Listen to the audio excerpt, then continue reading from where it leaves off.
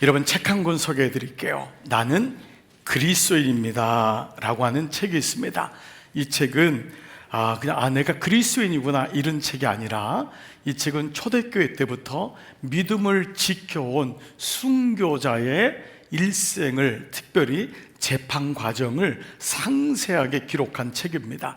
일반적으로 순교 사화들이 있죠. 그러면 좀 신화적인 부분도 있고 좀 기적적인 부분, 이런 부분에 많이 맞추는데, 이 내용은 그게 아니라 재판 과정에서 그가 얼마나 담대하게 하나님 말씀을 전했는가라는 것에 이 포인트를, 포커스를 맞춘 책이어서 좀 더 의미가 있죠. 어느 순교자가 어떤 사람보다 더 낫다, 더 얕다 이럴 수 없죠. 그 중에 아주 귀한 분 한 분을 소개한다면은, 여러분이 요한계시록 보면은 소아시아의 7교회가 나오죠. 그 7교회 중에 서머나 교회가 있습니다. 그 서머나 교회에 감독으로 부름 받아서 평생을 목회자로 살다가 이제 주님 앞에 86살 그 고령의 나이까지 사명을 감당하다가 순교를 당한 폴리갑이라고 하는 귀한 목사님이 계십니다. 이 목사님은 사도 요한이 직접 그 교회에 파송했다고 할 정도니까요, AD 55년, 60년 이때부터 이미 사역을 시작한 정말 첫 번째 하나님의 사람이죠. 당시 로마 황제가 도미티아누스라고 아주 폭정을 행하는 광폭한 미친 사람입니다. 자기가 신이라고 착각해요. 그래서 자기한테 절하고 자기의 이 형상을 만들어 놓고 절하지 않으면 다 죽이는데, 제일 방해가 된 사람이 누굴까요? 그리스도인입니다.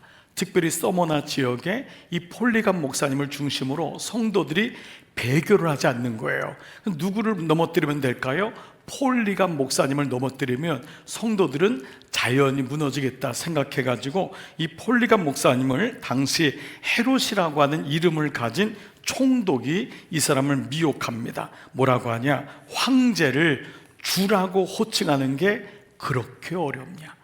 한 번만 주라고 이름만 부르면은 너의 교인들이 다 살아나는데 이게 그렇게 어렵냐? 이렇게 말하자 폴리갑이 이렇게 말합니다. 나는 86해 동안에 그분을 섬겼습니다.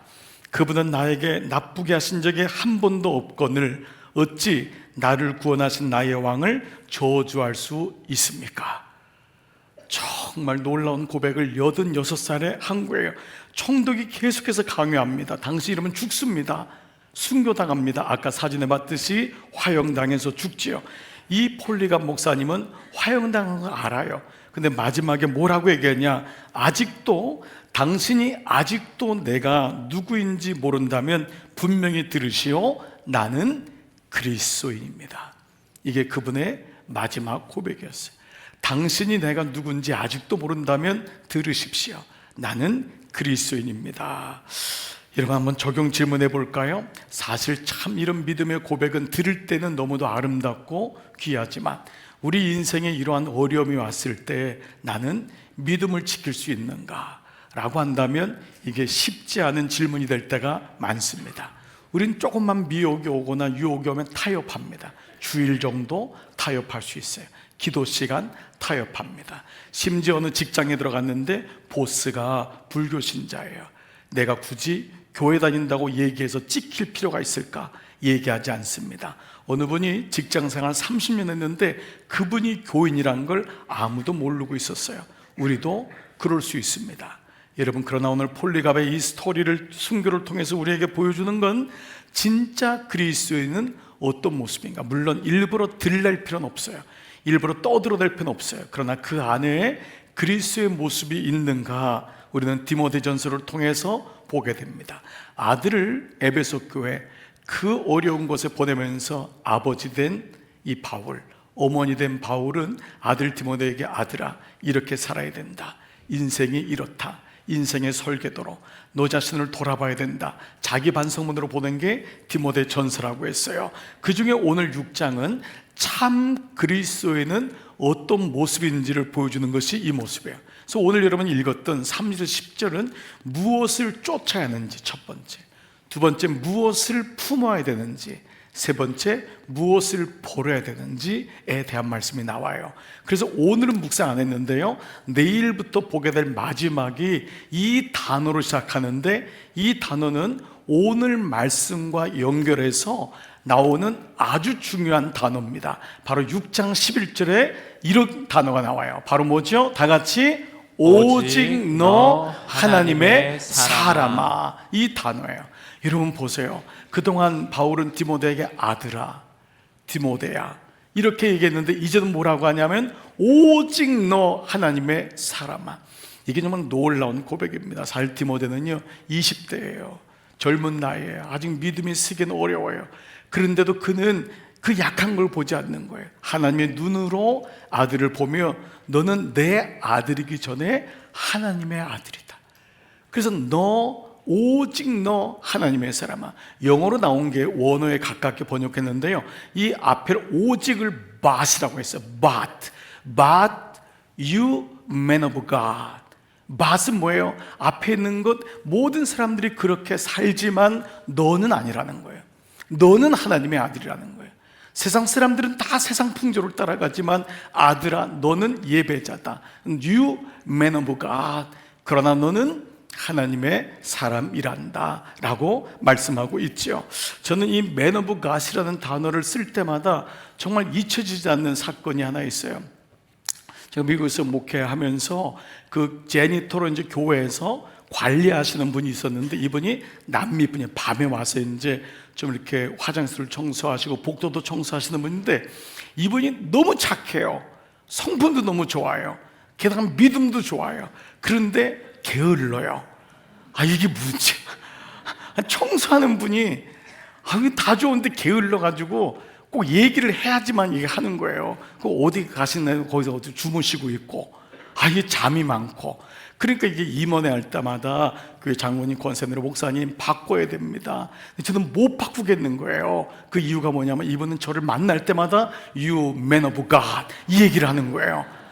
그러니까 자를 수가 없는 거예요. 그래서 정말 못 자릅니다. 왜냐면 그분이 나에게 유일하게 You man of God이라고 한 분이기 때문에. 장로님들은 나한테 man of God이라고 안 하는데 그분은 man of God이라고 하는데, 내가 어찌 차라리 장로님들을 자르지 그분을 자르겠습니까? 농담으로 쪼크로 앉아 있으니까 장로님들도 막 맞다고 막 그랬는데, 좋은 데로 이제 옮겨 가셔서 다행히 이제 그렇게 됐어요. 여러분 보세요. 제가 이때 깨달았어요. 말씀 묵상하는 게 이렇게 수지 맞는구나. 이분이 디모데전서 6장 13절에 이 말씀 하나 가지고 잘릴 수 있는 그 직장에 가서도 You man of God. 여러분 위험할 때마다 man of God이란 단어를 잘 사용하시 보십시오. 여러분 아직도 뭔 말인지 모르고 계신 분들이 수지 맞습니다. 말씀의 묵상이 한 단어가 이렇게 소중한 거예요. 여러분 자녀를 향해서, 여러분 배우자를 향해서 You man of God 이렇게 해보신 적이 있나요? 잔소리는 많이 하지만 너 이것도 못해 이것도 못해 그 얘기를 하지만, 딸아 너는 man of God이야. 아들 너는 man of God이야. 당신 man of God이야. 여러분 이 얘기를 들을 때 너무너무 기쁜 거예요. 아까도 1층 일부 예배드리면 적용을 금방 하더라고요. 엘리베이터 타고 내렸는데 한 권사님이 목사님 man of God 그래서 또 우리 그 엘리베이터만 웃었잖아요. 여러분 오늘 인사하실 때마다 다 여러분 man of God. 아멘. 너 하나님의 사람아. 그러면 그 얘기 들은 대로 그렇게 될 줄 믿습니다. 그래서 오늘은 하나님의 사람이 쫓아야 될 것, 품어야 될 것, 그리고 버려야 될 것, 이 세 가지를 먼저 묵상해 볼게요. 먼저 하나님의 사람, 오직 너 하나님의 사람이 쫓아야 할 게 뭐냐? 바로 하나님의 말씀임을 오늘 3절 5절에 나오고 있어요. 자, 3절 5절 한번 여러분 동그라미도 쳐보시고 같이 한번 읽어볼까요? 시작. 누구든지 다른 교훈을 하며 바른 말 곧 우리 주 예수 그리스도의 말씀과 경건에 관한 교훈을 따르지 아니하면. 여기까지만요. 자, 먼저 말씀해 보죠. 바른 말이래요. 바른 말. 옳은 말씀은 말씀밖에 없잖아요. 근데 그 옳은 말씀이 내 안에 들어오면 옳은 말을 하게 되는구나. 바른 말, 곧 그것이 주 예수 그리스도의 말씀이라는 거예요. 이 말씀만이 바른 말씀이래요. 세상에 어떤 교훈도 많지만 그것이 진짜는 아니란 말이에요. 이게 진짜 바른 말씀인데, 오늘 말씀에 보니까요, 그 말씀이 쫓는 것이 중요한지를 얘기하면서 그 다음에 보니까 또 뭐라고 나왔죠? 그 다음 구절 한번 보실래요? 교훈을 따르지 아니하며 그는 교만하여. 교만이라는 말씀의 정의가 나옵니다. 교만은요, 돈이 많은 사람이 교만한 게 아니에요. 여러분, 가난해도 교만해요. 여러분, 명예가 높은 사람이 교만할까요? 아니에요. 명예가 없는데도 교만해요.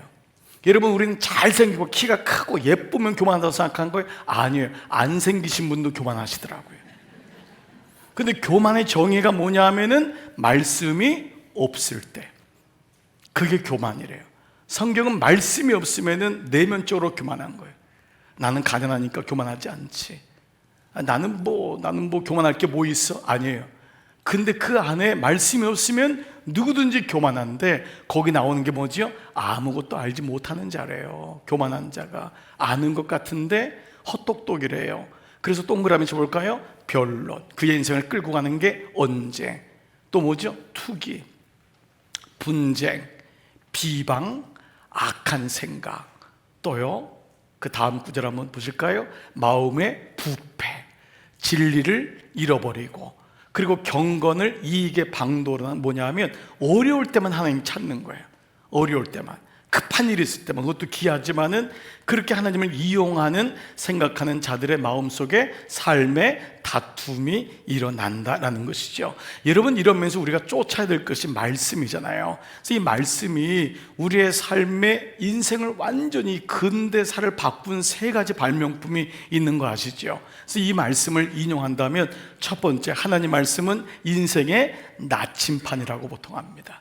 그 뭐냐 하면 말씀이 있을 때만이 내 위치를 알아요. 말씀이 없으면 내가 어디 있는지를 몰라요. 그렇잖아요. 사실 인생은 내 위치를 알아야 돼요. 너 분수를 알아야 된다, 이런 말 하잖아요. 그래, 인생의 나침판이구나. 내가 어디 있는지를 아는 거예요. 두 번째, 인생은 너무 미로가 많아요. 방해물도 많아요. 그때 필요한 게 뭐죠? 지도입니다. 그래서 성경은, 말씀은 인생의 지도구나. 지도가 있어야 돼요. 길을 알고 떠난 사람과 모르고 떠난 사람은 완전 달라요. 인생을 모르고 떠나면은 매번 넘어져요. 그러나 성경 말씀에 나온 수많은 사람들의 이야기를 통하여 인생 지도를 가진 사람은 분명히 달라요. 세 번째는, 인생은 요것만 보면 안 돼요. 멀리 볼 수 있어야 돼요. 바로 관제탑의 영성이지요. 그 세 번째가 바로 인생의 망원경이라는 거예요. 그렇기 때문에 말씀을 가졌을 때 우리는 하나님 앞에 더 가까이 나가게 되지요. 적용 질문해 볼까요? 나는 무엇을 쫓고 있습니까? 나는 지금도 말씀을 묵상하고 있나요? 어떤 분이 이 고백을 하는 목사님이 저에게, 말씀 묵상은 화장하는 거하고 똑같습니다. 어느 날 내가 여자분들 화장, 요즘은 남자분들도 하잖아요. 자기를 잘 다듬잖아요. 근데 옛날엔 몰랐대요. 그냥 화장했대요. 그런데 이제는 말씀 묵상 한 다음에 화장할 때마다 이 찍어 바르는 게 달라졌대요. 나 같은 죄인 살리신 주님의 은혜가 놀라워. 한번 해봤어요, 여러분. 한번 해봤어요. 자, 무슨 의미죠? 바로 자기를 돌이켜 볼 수 있는 시간이 되는 거예요. 말씀의 거울이 없으면 나를 모르는 거예요. 비춰진 내가 전부인 줄 알아요. 그런데 그게 영적인 화장이구나. 영적인 옷 매무새를 고치는 거구나. 태도를 바꾸는 거구나. 근데 분명히 묵상한 사람은 달라요. 여러분 주변에도 봐보세요. 젊은이 중에 묵상하면 삶의 태도가 달라요. 삶이 예뻐요. 아름다워요. 생각하는 게 올바라요. 왜 그러죠? 말씀이 그 안에 들어가는 것입니다. 그래서 오늘 첫 번째, 아들 디모데에게 너는 하나님 말씀을 따르렴. 두 번째, 오직 하나님의 사람이 품어야 될 것이 있어요. 이 마음이겠죠. 자, 그것이 바로 오늘 두 번째 보니까 자족하는 마음이라고 나와 있어요.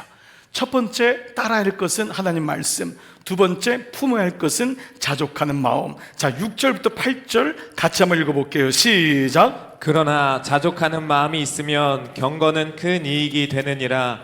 우리가 세상에 아무것도 가지고 온 것이 없음에 또한 아무것도 가지고 가지 못하리니 우리가 먹을 것과 입을 것이 있은즉 족한 줄로 알 것이니라. 자, 우리가 가지고 온 것이 아무것도 없음에, 또한 아무것도 가져가지 못. 이건 팩트예요. 이건 진리예요. 그러나 우리는 이 진리를 때로 잊어버리죠.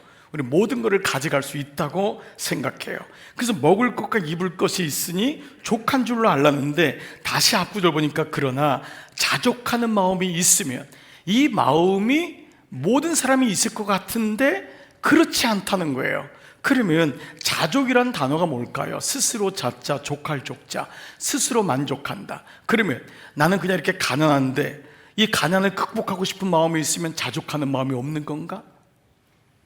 나는 이렇게 내 삶이 어려운데 뭔가 내 삶의 전환점을 가지고 있으면 이거 안 되나? 자족은 포기하는 마음인가? 우리 이럴 수도 있어요. 자족은 아무것도 안 하고 그냥 좋은 게 좋은 거지 뭐, 이게 자족인가? 어떤 사람은 자족을, 마음을 비우는 것을 자족이라고 생각하는 분도 있어요. 그런데 성경적인 어원은 그렇지 않아요. 오늘 이 자족하는 마음의 원어를 찾아보면 정확히 알겠죠. 이 자족이란 말의 헬라어는 오토라고 하는, 오늘 오토모빌, 오토네 자동이라는 아우토와 아르케라고 하는 처음, 비기닝, 처음이라고 하는 단어의 합성어입니다. 즉 자족은 아우토 아르케라는 단어인데, 이 말은 뭐냐면 처음 자체예요. 처음이 자동으로 돌아가는 거예요. 그게 자족이래요. 자, 그러면 우리에게 처음 자체가 뭘까요? 성경에 나온 첫 번째 사건, 아담과 하와의 인류의 첫 번째 사건은 바로 에덴 동산에서 하나님하고 있을 때의 상태, 그게 바로 자족이래요.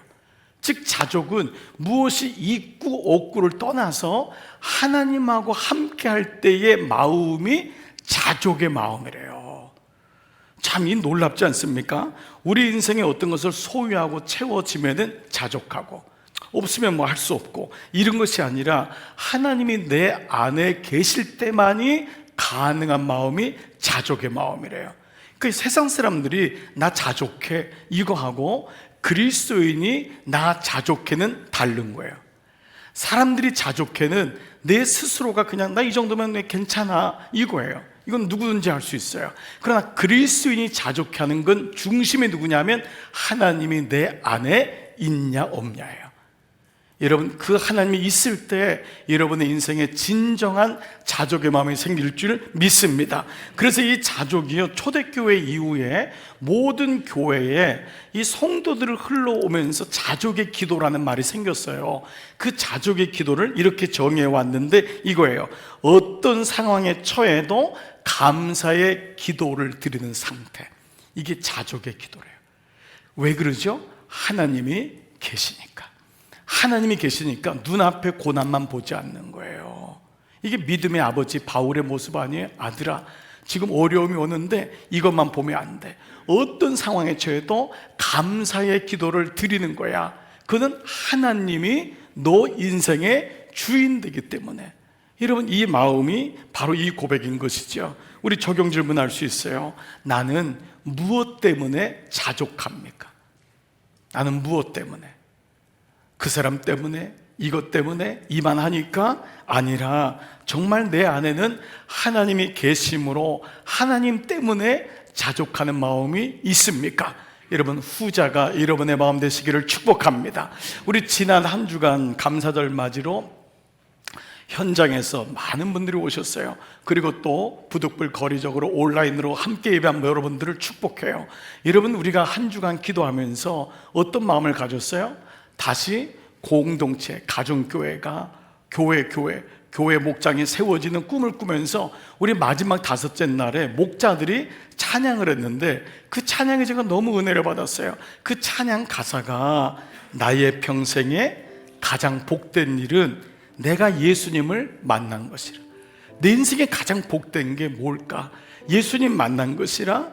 내 인생에 가장 잘한 일은 예수님을 주로 섬긴 것이라.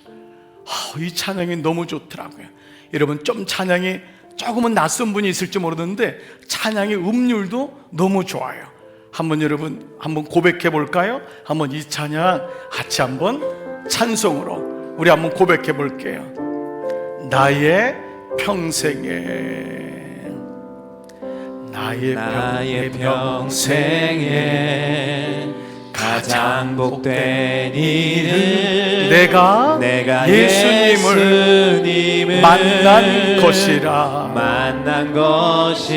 아멘 아멘. 나의 평생에 가장 잘한 일은 내가 예수님을 주로 섬긴 것이라.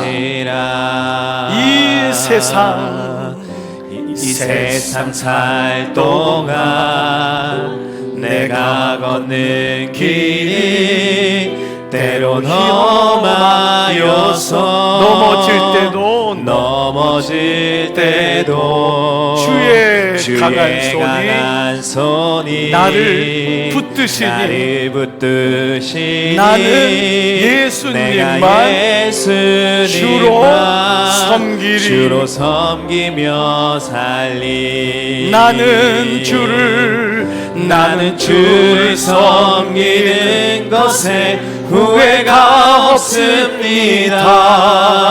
내가 걸어온 모든 시간 다 주의 은혜니, 내가 걸어갈 모든 날도 주만 섬기며 살리. 오직 예수 이름 부르며 살아가리라.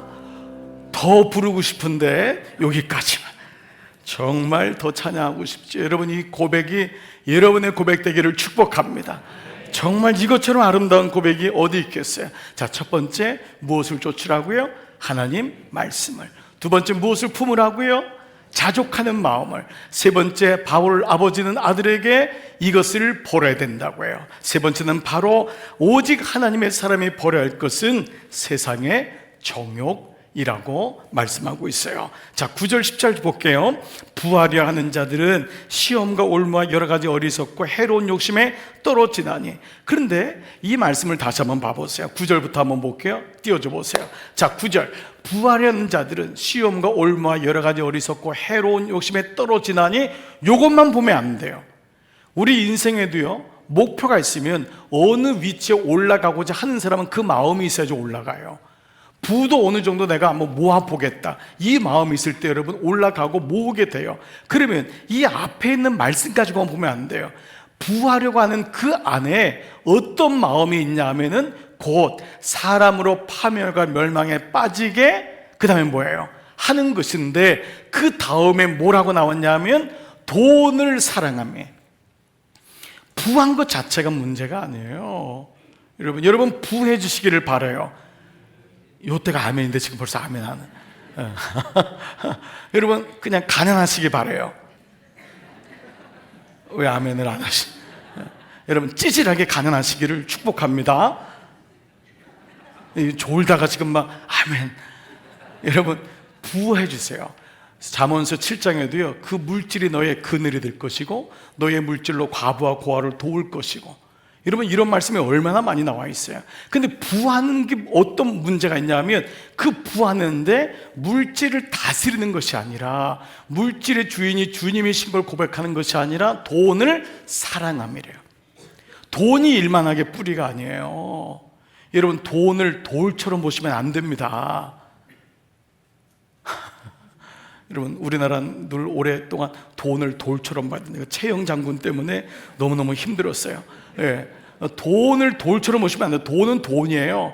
돈이 귀한 거예요. 근데 문제는 뭐냐면 사랑함이란 단어가 탐욕과 집착이에요. 이 원어가 이것 때문에 그래요.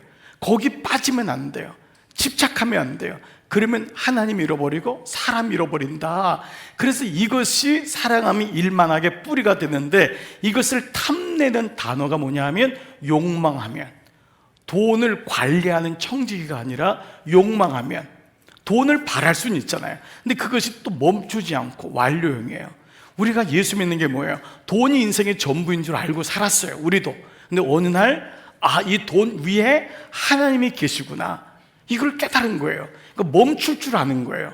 이게 탐내는 자들이 못하는 거예요. 탐내는 자들은 결국 어떻게 되죠? 그 다음 구절에 미혹을 받아. 이 미혹을 받는 것은요, 궤도를 이탈한대요. 믿음의 궤도를 벗어나게 되는 거예요. 하나님 중심으로 살던 것을 벗어나서 결국 믿음에 떠나서 많은 근심, 깊은 슬픔과 절망이래요.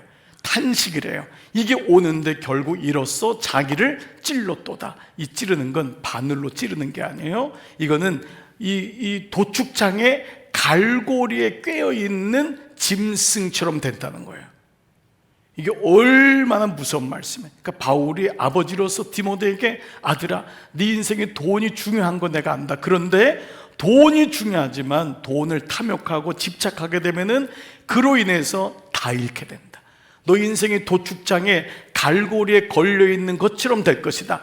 찔렸도다 말씀을 들을 때 디모데의 마음이 얼마나 찔렸을까요? 아버지의 마음이 훅 들어왔을 거예요.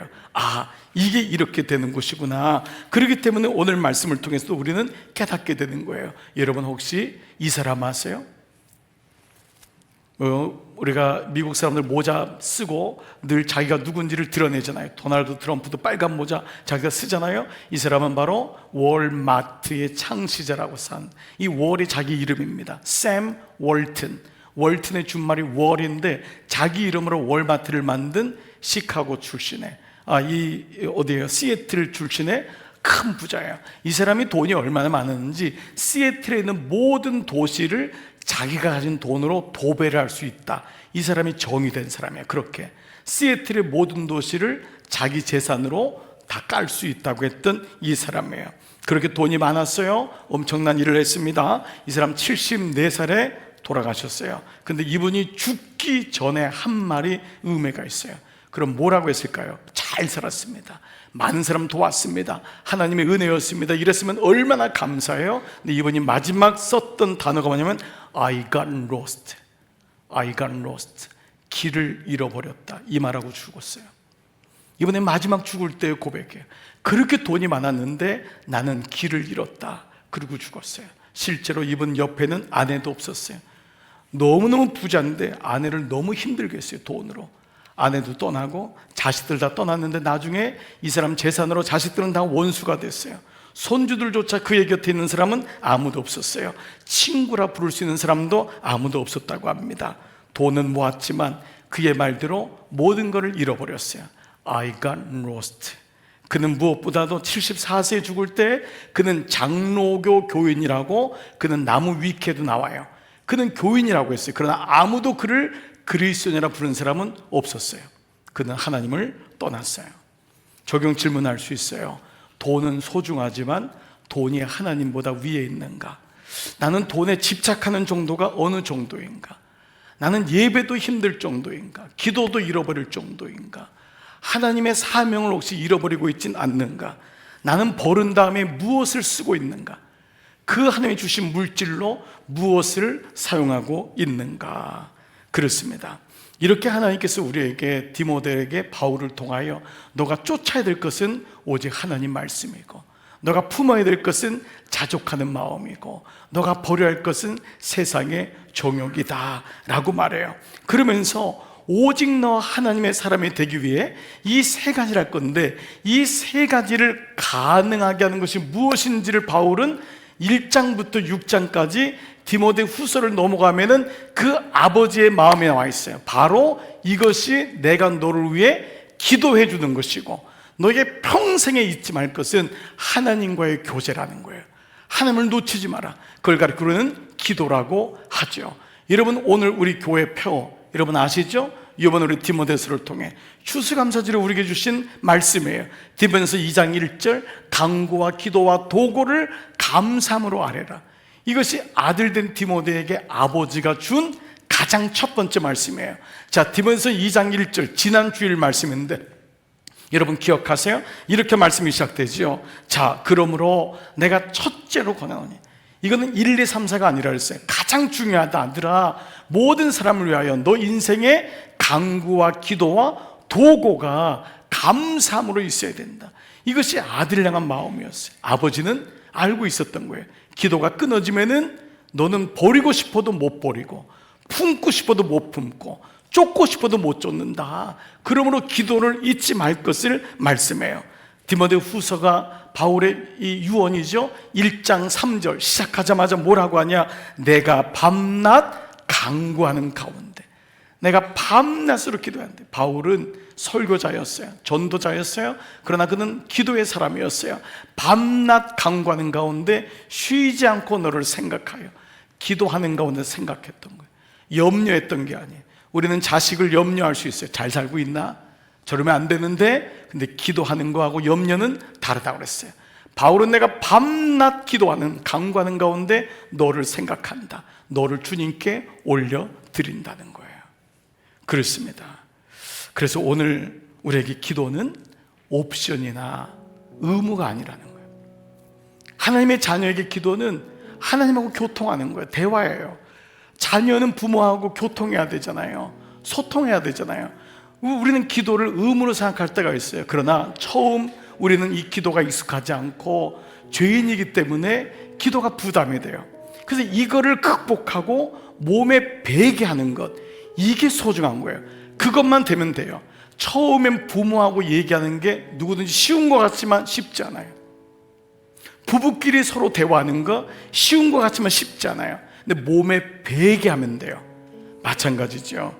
그러니까 예수님이 우리를 사명을 감당하기 위해서 마지막 십자가를 질 때 겟세마네 동산에 올라가셨을 때 예수님이 하신 게 뭐죠? 바로 기도였어요. 땀방울이 빗방울이 될 때까지, 핏방울이 될 때까지 기도하셨던 게 바로 기도의 사명. 사명을 이루기 위해서는 예수님도 기도하셨음을 우리에게 보여주고 있는 거예요. 우리의 인생을 완주하기 위해서는 끌고 갈 것은 기도구나, 이거를 보여주는 거예요. 여러분, 그러나 제자들은 기도하지 않았잖아요. 여러분 그 말씀 아시죠? 마태복음 26장 40절 제자들에게 오사, 그들이 자는 것을 보신 거예요. 영적인 잠에 푹 있는 거예요. 영적으로 깨어있지 못한 거예요. 자는 걸 보시고 수제자인 베드로에게 말씀하실 때 너희가, 모든 제자에게 말씀하신 거잖아요. 너희가 나와 함께 한 시간, 기도는 주님과 함께 하는구나. 이런 모든 기도를 막 에너지를 쏟고 할 수는 없어요. 주님 전에 와서 주님만 바라보고 찬송을 듣는 것, 주님께로 나가는 그 모든 것이 기도래요. 주님과 함께하는 한 시간도. 근데 이 한 시간이 헬라어로 미아호라예요. 원 아워예요. 예수님이 구체적으로 한 시간이라고 하는 원 아워를 보여주신 거예요. 한 시간도 깨어 있을 수 없더냐. 제가 이번에 우리 교회 안에서 이제 기도에 대한 마음을 하나님이 계속 주시면서 이 마음이 들어서 이렇게 한번 표현을 해서 봤어요. 10분만 기도하면은 마귀가 놀라고, 30분만 기도하면은 기도에 줄이 잡히고, 1시간만 기도하면 어떤 시험이나 어려움도 이길 수 있다. 여러분, 이 은혜가 1시간도 깨울 수 없더니, 여러분이 10분만 기도해 보세요. 마귀가 놀라요. 여러분, 예배를 드리러 오는 순간 마귀가 놀라는 걸 지금 보셨나요? 얘가 예배 드리러 왔네? 여러분들 그걸 못 보셔서 그래. 마귀가 놀라는 거. 한 6개월 만에 왔네? 해필 6개월 만에 왔더니 또 1년 만에 왔네? 올 때 마귀가 놀라요. 내가 10분만 주님께 집중하면 마귀가 놀라고, 30분만 기도하면 기도에 줄이 잡혀요. 여러분 이미 경험하실 거예요. 그리고 1시간 기도하면 어떤 시험이 와도 이길 지혜가 오고 은혜가 오는 거예요. 그래서 여러분, 저는 여러분께 이 기도를 우리의 삶에 적용해 보자. 그래서 여러분의 오늘 주보 안에 이미 온라인으로, 광고로 금요 성령 집회 때 여러분 이미 말씀을 듣고 각오하신 분이 있지만, 여러분 주보 안에 한번 봐보세요. 주보 안에 이렇게 예쁜 기도 통장이 있습니다. 여러분에게 하나은행 통장을 좀 드리면 좋을 텐데, 우리은행 통장, 농협을 드리면 좋을 텐데, 이 통장은 하늘나라 은행, 하늘나라에서 발행한 통장이에요. 여러분 중에 혹시 목사님 이제 별 유치한 방법을 다 쓰시네요, 그렇게 여러분이 혹시 생각할지 모르겠어요. 정말 유치할까요? 여러분이 매일마다 은행 잔고를 확인하는 걸 가지고 제가 여러분에게 유치한지 그만하라고, 일주일마다 여러분의 은행 잔고를 확인하는 걸 보고 유치하게 말이야, 여러분 그럴 사람이 어디 있습니까? 그만큼 돈이 중요한 거예요. 근데 예수님이 돈에 대한 비유를 얼마나 많이 하시는지 몰라요. 그건 뭐냐면 심지어는 믿음을 보화라고까지 했어요. 보물이라고 갖고 왔지. 그건 뭐냐면 우리에게 이 땅의 보물이 정말 중요한데 그것을 끌고 가는 게 뭔지 아느냐? 하늘나라의 보화를 너는 갖고 있느냐? 너는 기도가 쌓여지고 있느냐? 여러분 통장을 보면서 만족한 분이 있을 거예요. 아우 그래도 내 통장에 이만큼 있네. 내가 이 정도 살면 내가 은퇴가 끝나고 죽을 때까지 괜찮겠네. 그러나 여러분을 끌고 가는 건 진짜 그게 아니라고요. 하늘나라에 쌓여진 기도인 줄 믿습니다. 땅에 떨어지지 않는 유일한 건 말씀과 기도. 그래서 이 말씀의 기도를 여러분 삶에 적어보는 거예요. 저는 미리 저도 해봤어요. 세 가지로 나눴어요. 첫 번째는 개인 기도. 1분이라도 괜찮아요. 1분 기도 너무 소중한 거예요. 그 1분을 10,000원으로 한번 환산해 보자고요. 간단하게 10분 기도했으면 10만 원. 오늘 30분 기도했어요. 30만 원. 여러분들 공예배 드렸어요. 1시간 반. 그러면 몇 분이 90분. 그럼 90만 원이 적립되는 거예요. 오늘 아침에 내일 새벽 큐티 할 거예요. 1시간 60만 원. 제가 해보니까요, 놀랍게도 여러분 제 통장에 기본이 3천만 원이 들어오더라고요. 기본이. 나는 평생에 처음이야. 3천만 원이 제 통장에 매월 입금이 되는 거예요. 너무너무 여러분 별로 즐겁지 않나 봐요. 너무 감사하지 않아요? 너무 놀랍지 않아요? 제가 조금만 노력하니까요 5천만 원은 기본이 되겠어요. 내 통장에 그 돈, 화폐 얼마 있는 건 너무 소중한 거 알지만 하나님 나라의 기도가 쌓이는 것, 주님이 뭐라 그러죠? 이 기도에 쌓인 거를 네가 쓸 거다. 이 기도가 쌓여야지 뭐를 역사가 일어날 거 아니에요. 너 기도에 쌓인 것, 여러분 자녀에게 얼마 있는 통장 줄 생각하지 말고 기도의 통장을 줘보세요. 나중에 수십 개, 수백 개 모여진 어머니의 기도 통장. 이게 나를 끌고 왔구나. 내 인생을 끌고 왔구나. 감사하게 우리 교회는 아동부도 기도 통장 시작해요. 학생부도 기도 통장 시작해요. 청년부도 기도 통장 시작해요. 나는 아동부 아이들 너무 부러워요. 초등학교 아이들이 1학년 때부터 기도 통장이 뭔지를 알고 여기다 기록을 하고, 중학교 아이들이 그 지혜를 달라고 기도를 하고, 얼마나 감사해요. 여러분 가정에서도 누가 더 많이 쌓였는지를 서로 한번 비교해 보시기 바랍니다. 할머니는 야 5천만 원 벌었어. 야 너는 얼마 벌었니? 너는 빵원이구나. 빵원. 너는 500원밖에 없네. 여러분 500원은 아니구나. 1분이라도 10,000원이니까 1분만 기도해도 10,000원인데, 여러분 제가 굉장히 유치하게 지금 유치해지는 것 같아서 그런데 유치한 게 아니에요. 여러분 정말 소중한 거예요. 이 유치하게 보이는 일에 거룩한 여러분들을 주의 이름으로 초청합니다. 여러분 내일부터예요. 11월 11일. 내일은 11월 11일 빼빼로 먹는 날이 아니에요. 내일은 오직 한 분이신 하나님께, 오직 한 분이신 예수 그리스도의 이름으로 오직 한 번밖에 없는 내 인생을 하루에 1시간이라도 드리겠다고 하는 11111, 이 고백이 내일부터 12월 31일까지 여러분 50일 동안 같이 기도의 카드를 정립하고 만들어서 영시 예배 때 우리 하나님 지난 50일 동안 이렇게 기도가 쌓였어요, 우리 고백하는 그런 은혜가 있기를 바랍니다. 영시 예배 때 기도 카드 없는 사람은 오지 마세요. 기도 카드 다 가지고 오세요. 그때 가지고 오세요. 하나님께 드리세요. 그게 영시 예배의 의미 아니에요? 우리 그런 의미로 다 같이 한번 이 마음을 품었으면 좋겠어요. 자, 목사님 저 그래도 바빠서 못할 것 같아 하는 분은 오른발을 흔들으시기 바랍니다. 없죠? 다 하실 수 있죠? 내일부터예요.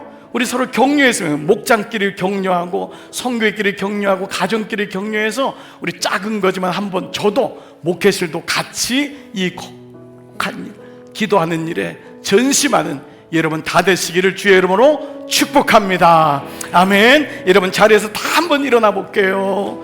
같이 일어나겠습니다. 오늘 감사의 마음으로 이 찬양 고백해보지요.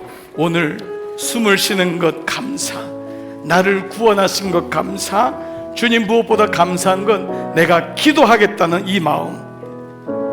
오늘 숨을 쉬는 것 감사,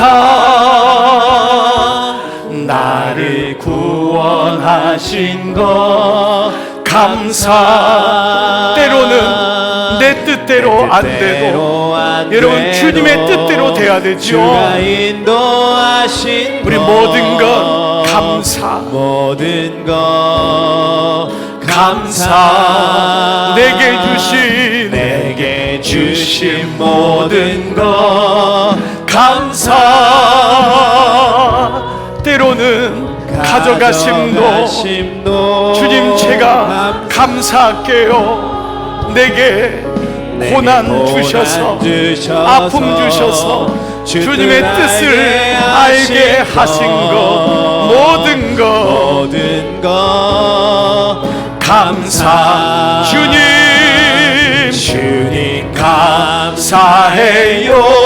주님 감사해요. 내가 여기까지 온 것도 은혜입니다. 주님 감사해요. 주님 감사해요. 나를 사랑하신 주. 우리 여러분 남자들아, 너희 거룩한 손을 들고 기도하라고 했지요. 주님 감사해요. 주님 여자들도 이와 같이 단정한 마음으로 옷을 단장하고 주님을 바라보라. 주님 말씀하십니다. 주님, 우리의 두 손에 제 인생을 드립니다. 주님 감사해요. 저 주님 앞에 갈 때까지 감사의 마음 잊지 않겠습니다. 우리 다시 한 번만 진실한 마음으로 주님 감사해요. 주님 감사해요.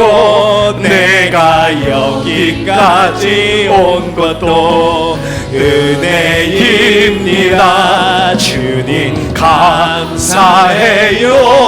주님 감사해요. 나를 사랑하신 주 사랑 감사하. 오늘 집을 나서기 전에 오늘 집을 나서기 전 기도했나요? 오늘 받을 은총 위에 오늘 받을 은총 위에 호소했나요? 호소했나? 우리 함께 선포하십시다. 기도는 우리의 안식 빛으로 인도하니. 앞이 캄캄할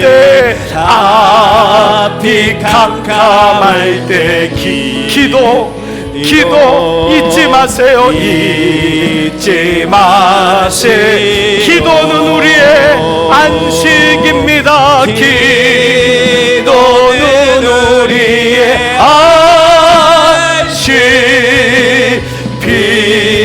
빛으로 인도하니. 앞이 캄캄할 때 기도 잊지 마세요.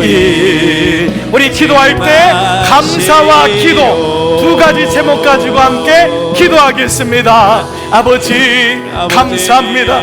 제 인생을 여기까지 인도하심을 감사합니다. 우리 가정을, 우리 부부를, 우리 자녀들을 여기까지 인도하신 것 감사합니다. 아버지 오늘도 오직 너 하나님의 사랑과 내 안에 아버지 마음으로 감사를 고백합니다. 그리고 이 감사를 이끄는 것이 바로 기도임을 깨닫습니다. 아버지 제 기도 통장에는 얼마가 있나요? 제 하늘나라 은행의 기도 통장에는 얼마가 있나요? 아버지 주님이 우리의 기도를 계수하신다고 하십니다. 내가 너의 눈물을 보았고 내가 너의 눈물을 눈물병에 담는다고 주님 말씀하십니다. 아버지 우리의 기도를 주님께서 들어 응답하시고 작은 신음이라도 듣는다고 응답하신다고 말씀하십니다. 나와 함께 한 시간도 깨어 있을 수 없더냐? 그러므로 시험에 들지 않게 깨어서 기도하라. 아버지 10분만 기도하면 마귀가 놀랍니다. 30분만 기도하면 기도의 줄을 붙잡습니다. 1시간 기도하면 어떤 시험도 이길 수 있습니다. 아버지, 너희가 한시도 깨울 수 없더냐. 아버지, 제 마음에 기도의 마음을 주셔서 내일부터 시작하는 이 50일의 기도 통장 만들기에 우리 모두가, 온 교회가 어린아이로부터 어른, 장년, 노년까지, 우리가 목회실로 어린 생명까지 함께 기도의 마음을 모으기를 원합니다. 제가 예배드렸던 시간, 제가 기도했던 시간, 제가 묵상했던 시간, 이 시간이 귀한 시간입니다. 쌓이는 시간입니다. 여기서 지혜를 얻고, 여기서 용기를 얻고, 여기서 하나님 마음을 얻어 승리하는 믿음의 종들로 인도하여 주시옵소서. 기도는 우리의 안식, 기도는 우리의 안식, 빛으로 인도하니. 앞이 캄캄할 때, 앞이 캄캄할 때 기도 잊지 마시오. 살아계신 아버지, 오늘 저희에게 감사의 제사로 예배드리게 하심을 감사합니다. 무엇보다 감사한 건 우리에게 기도의 마음을 주심을 감사합니다. 교회 공동체를 통해 심하다 때마다 우리를 견인해 가시는 하나님의 은혜에 감사하고, 하나님의 기도가 이론에 멈추지 않고 잠시 생각날 때 하는 것이 아니라 내 삶을 이끌어가는 가장 소중한 하나님과의 소통, 대화임을 깨닫게 하셔서 아버지, 내일부터 12월 31일 남은 2024년 동안 제가 기도의 마음을 모으고 기도 통장에 주님과 함께하는 그 시간을 기록하기를 원합니다. 주님, 이 시간을 통해 우리 모두 진정한 부자가 되게 하여 주시옵소서. 하나님 마음을 가지고 기도한 기도는 땅에 떨어지지 않습니다. 사랑하는 어머니가, 아버지가 눈물로 기도했던 그 시간, 예배에 집중하고 하나님께 영광을 얻던 그 시간, 하루의 첫 시간을 묵상하고 걸으면서 하나님 바라보고 하늘을 바라보고 주님을 바라봤던 그 시간, 모든 시간이 주님과 함께하는 그 시간인 줄 믿사오니 오늘 종들의 삶의 기도의 사람, 오직 너 하나님의 사람아, 이 은혜가 오늘 예배하는 모든 종들에게 차고 넘치게 하여 주시옵소서. 파송합니다. 이제는 성부와 성자와 성령의 은총이 머리 숙인 모든 종들 위에, 우리 몸된 교회 위에, 이 나라 이 민족 위에 이제로부터 영원토록 함께 하시기를 간절히 축원하옵나이다. 아멘. 아멘. 감사합니다.